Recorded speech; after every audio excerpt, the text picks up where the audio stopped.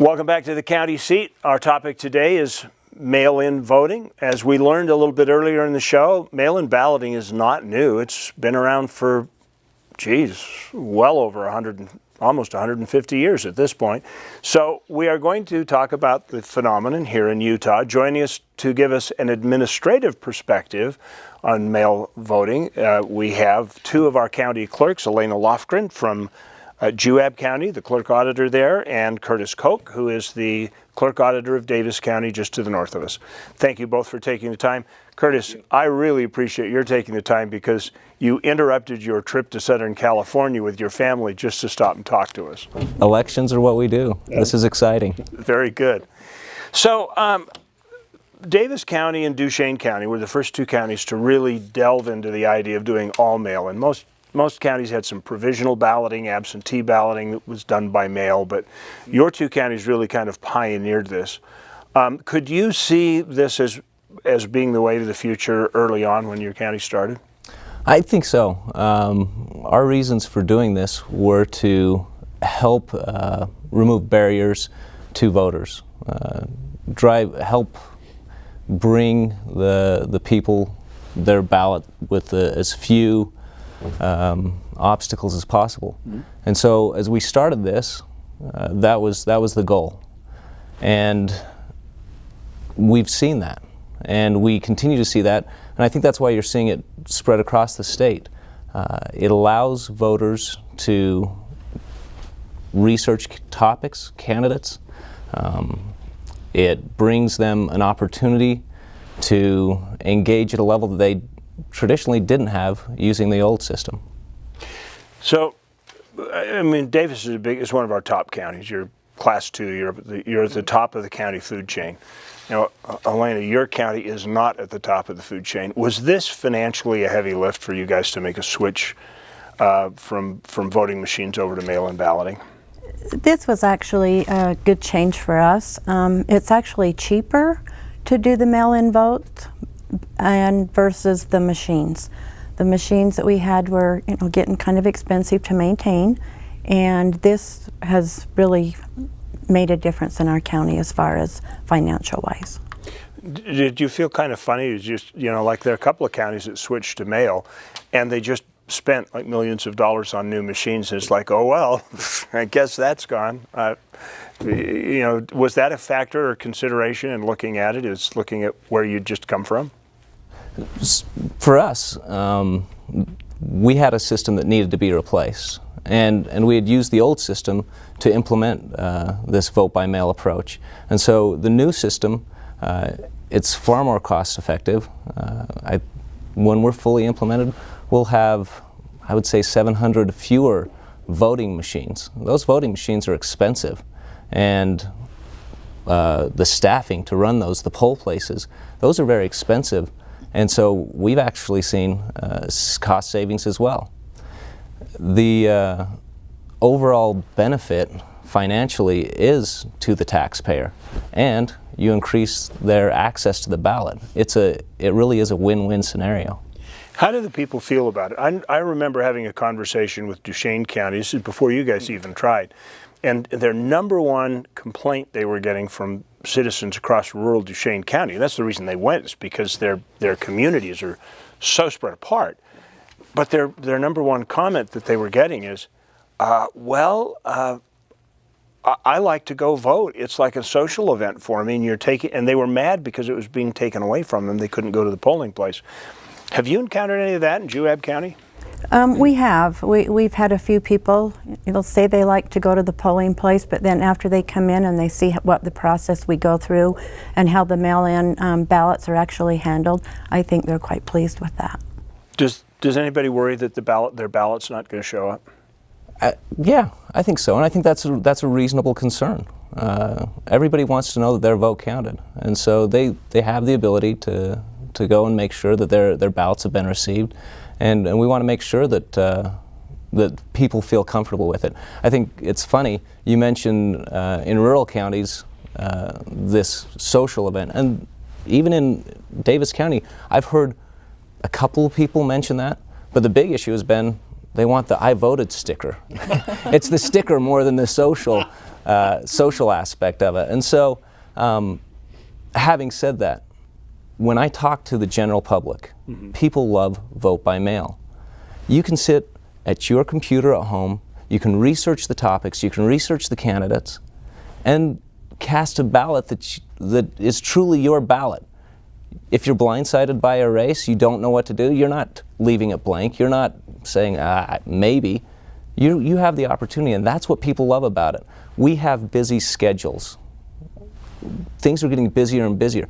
Vote by mail simply gives people opportunity to put voting, a very important function, into their schedule. So do you think this has changed the October surprise phenomenon? You know, candidates would be running against each other and go, oh, this is juicy. I want to hold this until 3 days before Election Day so they can't recover from it. But if they do that anymore, it's dawned on me that, you know, they half the people may have already voted.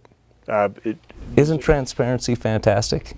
I mean, if you have something, let's get out and let's talk about it. Let's discuss the issues. And that's what candidates are allowed to do now. That's very it's a very interesting phenomenon. I'd kind of like to explore that a little bit more. Is voter turnout up in Juab County significantly? It is. In the primary races, prior years, the percentages were down, but since we did the mail-in ballots, our percentage, even in a primary, is up. I believe it was 67% this last election. So here's another question. And I don't know if this is a technology thing or this is part of the mail-in system, but with one county's exception in Utah, in the primary elections that just happened a short while ago, results and winners were being called within an hour of the close of the election.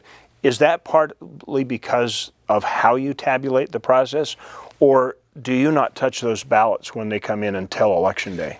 How does that work?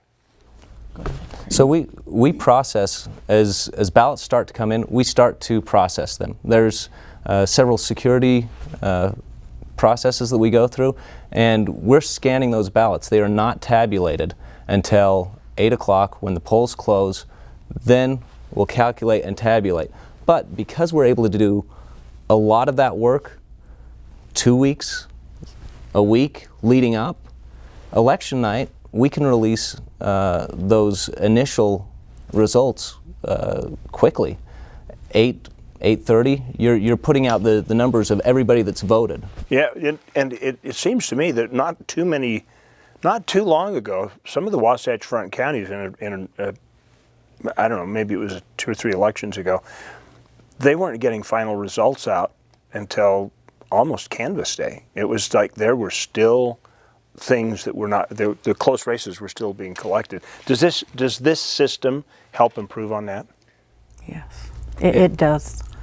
In Juab County, we're kind of like Curtis. We tabulate our ballots probably a couple of days before, and then we do it on Election Day after the polls close. And I mean, we're done by 8:30. After the polls close on that Election Day, we were finished by 8:30. So citizens and candidates need to realize close races aren't determined by the method of the election.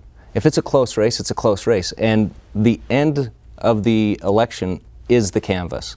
And so, yeah, we're able to release results more quickly on election night, but there are still going to be ballots that come in at the polling locations, and we want to make sure we take the same security measures and process those with the same care that we've processed everything before. So we'll still be releasing up till the end, and a close race is a close race, and that's I think it should give candidates maybe some assurance and some confidence. Hey, if it's a close race, it's going to be done right, and that's why the canvass is so important. So let me toss out a question. There are still some people who are coming in to vote in person. They're bringing their ballots in to the ballot box on Election Day instead of putting them in the mail. Some people vote early.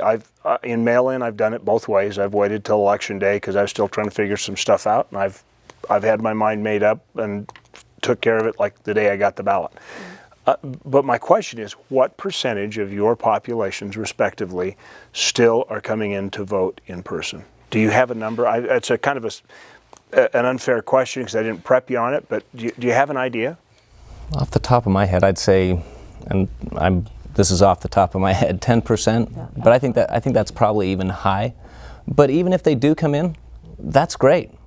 Fill out your ballot. Use all the advantages of being able to research the candidates and issues at home. Fill out that ballot. Walk into a polling location. Drop it and go. Walk and drop is what we tell people. Please come in. If you want to come and have a polling place experience, great. Walk and drop. Do you have to turn your ballot in if you want to actually go to the machine and vote? No. Okay. So one last question for both of you. Do you feel that your communities, your counties, are in all better citizens and a better voting process because we made this shift? I do. I think Juab County's doing really well with the mail-in ballots. The percentage is increased. It's cheaper for Juab County. We've had a lot of participation with the young voters, the college kids, the kids on missions, and it's actually been really good for Juab County. Absolutely, 100%. It has been an improvement for the citizens. It's been an improvement for the administration. We would encourage people, make sure they sign their own ballot. You can't sign your missionaries or you can't sign your spouses. We do check every signature, but sign your own ballot, and yes, this has been a huge improvement for everybody involved from where I sit. So is there any risk of coercion? Because people are now balloting in their homes. As much as there was before. You don't think that's changed any? Because that's an argument I hear a lot. Yeah, and I think with checking the signatures, you know, that's the security we have, is that the signatures don't match. We contact those people, and so that is a high security, I think. So if you were coerced, sign your name funny, and then they'll call you to find out what the... Oh, there you go. We'll call, yes. Yeah, we will call. There you go. Yet another security measure. Hey, you two, thank you so much for joining us today. Appreciate it very much. Thank you, Chad. You ever wondered what it looks like in the election room? Well, that's what we'll see next when we come back on The County Seat.